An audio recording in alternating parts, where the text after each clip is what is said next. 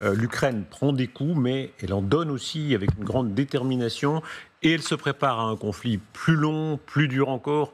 C'est l'effort de guerre en matière de missiles, avec ces missiles 100% ukrainiens qui sont à la production. Cette année, nous avons obtenu des résultats significatifs dans plusieurs domaines.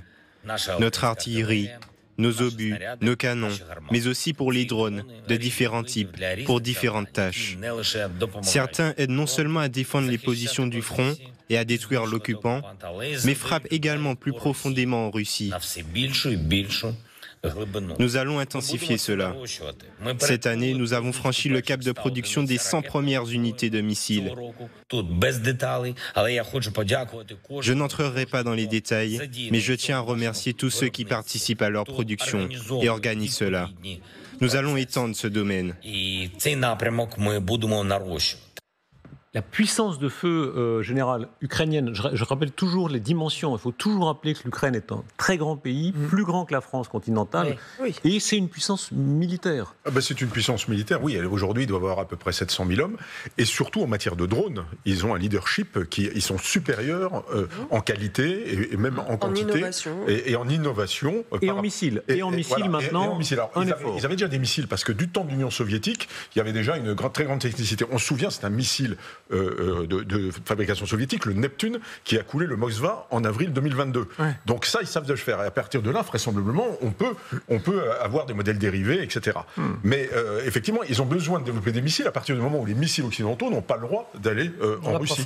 Donc, par contre, en matière de drones, là, je veux dire, ils ont 200 entreprises qui travaillent, qui produisent des dizaines de milliers de drones par mois, actuellement, les Ukrainiens. Donc, c'est absolument considérable. Et ils sont leaders dans l'innovation, comme Elsa le disait, à tel point que toutes les armées du monde sont en train de regarder actuellement l'Ukraine pour savoir ce qu'elle est en train de produire. On va faire entrer un personnage tout à fait clé pour comprendre cette bataille aérienne cette fois. Les missiles, les drones dans un sens et dans l'autre. On a vécu aujourd'hui une journée exceptionnelle. Jamais il y avait eu autant de drones engagés, notamment dans le ciel russe, dans ces circonstances-là. Général Dutartre, s'il vous plaît, rejoignez-nous. Patrick Dutartre, général de l'armée de l'air. Vous dirigiez la patrouille de France et vous avez piloté tout ce qui se fait de plus complexe parmi les avions de guerre français. Merci beaucoup, mon général, de nous rejoindre. On parle à l'instant, et vous avez vous aussi votre bleuet de France à la boutonnière. On parlait des missiles ukrainiens. Regardez cette fois en sens inverse l'attaque très importante de drones ukrainiens en Russie. La Russie a tenté, fermé ses aéroports. Elle est arrivée au point qu'elle a dû fermer un certain nombre d'aéroports. Les images qu'on voit là, alors c'est des images qui circulent notamment sur Telegram, mais c'est la réalité qu'ont vu des centaines de milliers de Russes qui ont dû retarder leur avion, qui se sont bien rendus compte qu'il se passe là quelque chose de très important sur leur sol. Il y a même eu une femme d'un certain âge blessée en banlieue de Moscou, selon les informations qui circulent en Russie. Donc effectivement, c'est une période complètement hors norme du point de vue de l'intensité. On a eu cette semaine plus de 800 bombes, 600 drones qui ont été utilisés de part et d'autre. Les 800 bombes sont russes, ce sont ces bombes planantes qu'on connaît et qui font tellement de dégâts. Donc ce qui est certain, c'est qu'en dépit de cette élection qui nous occupe tous si intensément, aucun des deux protagonistes, pour l'instant, n'a baissé les bras et baissé de régime. On est toujours dans une intensité qui tend à monter. Et les Russes en profitent pour dire que leur défense antiaérienne a très bien marché devant ce mur de drones ukrainiens. On aura la vérité sur cette efficacité avec de l'imagerie satellitaire qui finira par montrer des destructions. Exactement, il est trop tôt. Moi, je m'interroge, je l'ai déjà fait ici d'ailleurs, sur l'efficacité de ces frappes. Depuis les premiers mois de la guerre, il y a des frappes ukrainiennes en Russie. On se souvient à Rostov, on se souvient à Belgorod. Est-ce que ça a empêché les Russes de mener leur guerre, de pilonner avec leur artillerie, de tenir leur position ? Non. Et moi, je me demande, j'ai pas la réponse, si Volodymyr Zelensky ne met pas en scène, en quelque sorte, ces frappes pour dire aux Occidentaux, regardez, nous sommes toujours en train de combattre, mais moi je crains que ce soit un petit peu comme l'offensive de Koursk, que moi j'ai jamais compris. Pourquoi est-ce qu'on allait se battre à 500 km du front ? On nous a dit, si, c'est un tournant dans la guerre. C'est ce que nous avait affirmé Zelensky. Apparemment, c'est pas le cas. Donc peut-être que... Ça a occupé quand même des forces russes en Russie. Ça les a occupés. Sans doute, mais comme le général Richoul le rappelait à l'instant, l'année 2024, c'est-à-dire l'année de Koursk, c'est une année russe. C'est plutôt eux qui passent à l'offensive. Peut-être que ça aurait été pire. Simplement, moi, je m'interroge et je me dis, qu'est-ce qui fait qu'aujourd'hui, ces frappes seraient plus déstabilisantes pour la Russie qu'elles ne l'ont été depuis 2 ans. Cela étant, comme vous le dites vous-même, à l'égard des Occidentaux, c'est quand même une manière de rappeler, regardez, nous, on ne se laisse pas abattre, on ne se laisse pas... C'est aussi de la politique avec un grand P. Évidemment, c'est la stratégie ukrainienne. Je crois qu'il faut aussi se poser la question de savoir ce qu'aurait été le front s'il n'y avait pas eu ces frappes. Quand on tape un dépôt de munitions, c'est des milliers d'hommes que l'on touche, parce qu'il y a des milliers d'obus qui sautent, des missiles, des tas de trucs, et donc ça, c'est vraiment très très important. Voilà, donc, et quand on touche une base aérienne et qu'on détruit un Sukhoi 35, eh bien c'est des bombes planantes qui vont arriver en moins sur le front. Donc je pense quand même que ça a permis de maintenir l'offensive russe dans des conditions où elle est contenue. On dit qu'elle est contenue, il faut quand même le dire. La puissance de l'événement. Je me rappelle quand Mathias Rust, c'était ce pilote amateur, était arrivé jusqu'à la place rouge. C'était les années 80, les années Gorbatchev. Et dans toute l'Europe de l'Ouest, on disait c'est incroyable, il a réussi à aller jusqu'à la place rouge. Ça arrive là, et là c'est pas un drone, c'est des dizaines et des dizaines de drones qui percent les défenses russes. Et Mathias, il était posé avec un petit Cessna 152. Et en fait, c'est un peu ce format réduit. Si en pilote, il s'appelle par le prénom Mathias. Oui, c'est ça. Ils sont cool, les pilotes sont cool. Ils ne se connaissent pas, mais c'est l'affectation. Bien sûr. Oui, la complicité des pilotes. Les aviateurs sont toujours des frères, où que ce soit. Il en fait des tonnes du tard. Oui, il a raison. Et c'est un peu ce type d'appareil qui est envoyé actuellement en termes de drones de longue portée. Ce sont ceux-là qui ont touché en fait le sud de Moscou. Alors, rappelez Nicolas, ce qui est important, c'est quels effets militaires vous allez avoir. Et effectivement, nos amis ukrainiens visent essentiellement des dépôts militaires, des centres d'armement, notamment des endroits, des choses qui font mal aujourd'hui. C'est les centres de production des Shahed, par exemple. Et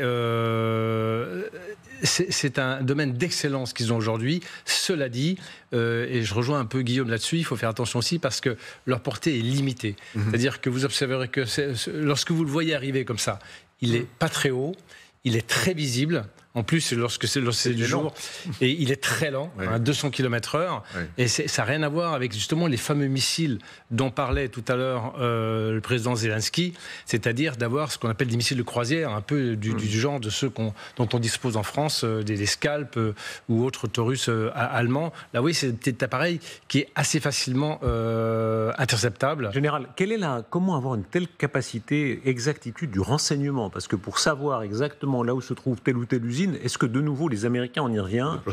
Tous les Occidentaux contribuent à donner du renseignement de précision, et notamment ce qu'on appelle le targeting, le ciblage. C'est exactement ce que n'ont pas les Russes.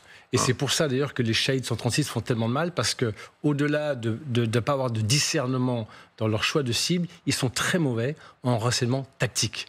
Et fort heureusement sur le plan militaire, mais fort malheureusement pour les populations ukrainiennes. Mais ça veut dire, soyons très précis, ça veut dire que parce que pour savoir exactement où se trouve telle usine de Shahed ou telle usine, etc., tout le monde. On les déménage pas comme ça, Darius. Alors un dépôt de munitions, ça se déménage. Sur le champ de bataille, savoir où un dépôt de munitions, c'est plus compliqué parce que ça se déménage. Et puis quand le front se déplace, on déménage les dépôts de munitions. Quand il y a une division en marche vers l'avant, le dépôt de munitions, il est pas à 700 km/h, il bouge. Voilà. Par contre, les usines, elles sont là. On les dépasse pas tous les jours. Et donc, je pense que ça, c'est du ciblage qui est bien ordonné côté occidental et notamment côté américain. Mais Nicolas, si tu n'as pas totalement tort sur ce coup-là, mais regarde, nos amis ukrainiens planquent très très bien leur F-16. Tu vois, et je veux dire, pourtant, c'est des cibles à haute valeur ajoutée. Donc il y a un effet de camouflage des cibles importantes et de renseignement. On va y venir avec ce téléphone Trump-Poutine. Si demain Trump dit voilà les conditions de la négociation, etc., et je vais arrêter de donner du renseignement aux Ukrainiens, est-ce que ça pénalisera ce genre d'opération? Ça peut énormément. C'est modéré parce que les Anglais ont le renseignement, les Français ont le renseignement. Il y a même d'autres pays qui contribuent au renseignement, donc il y a quelque part une fusion du renseignement qui est donnée à nos Ukrainiens. C'est certainement d'ailleurs l'endroit où on est les plus interopérables et on donne le maximum d'informations à nos amis ukrainiens. Et ça ne se voit pas forcément. Donc c'est moins compliqué que les armes à longue distance. C'est souvent les choses qui ne se voient pas qui sont les plus... mieux. Mais en tout cas, on a cette bataille de drones, effectivement, depuis le début de cette guerre. C'est vraiment les drones qui sont au centre, je dirais, de l'attention mondiale. Il y a aussi ces bombes planantes côté russe, dont moi je ne comprends pas justement. En général, peut-être Duterte, vous pouvez nous expliquer pourquoi les F-16 qui ont été livrés à l'Ukraine, pourquoi on n'en entend pas parler en fait? Pourquoi ils ne font pas la différence dans cette guerre? Parce qu'il n'y en a pas eu assez de livrés? Parce qu'ils ne sont pas efficaces contre ces bombes planantes ou quoi? Si on pourrait, mais à mon sens, je ne suis pas avec le chef d'état-major de l'armée de l'air ukrainienne aujourd'hui, mais il les protège, en fait, il les cache. Il les cache et il s'en sert plus dans la défense, je veux dire rapprocher, notamment contre les drones ou contre les missiles, qu'aller chercher les appareils russes qui vont tirer ces bombes. Or, il les préserve donc. Absolument. Un peu trop, non? Oui, un peu trop. Pas assez. Parce que c'est très bien les préserver, mais effectivement. Ils sont utilisés, ils ont besoin d'aguerrir. Ils sont utilisés où? Au-dessus du territoire ukrainien. Mais ils ne vont pas au-delà, alors qu'il faudrait parfois aller un peu au-delà, c'est-à-dire là en Russie, en tout cas limite proche, pour aller intercepter les chasseurs. Et Nicolas disait justement que 2024 a été une année difficile, même si les Ukrainiens ont bien résisté. Pourquoi ? À cause de ces fameuses bombes planantes. Ça a commencé en janvier, on les a vus apparaître, et c'est là que Advitka est tombé. Advitka est tombé à cause des bombes planantes.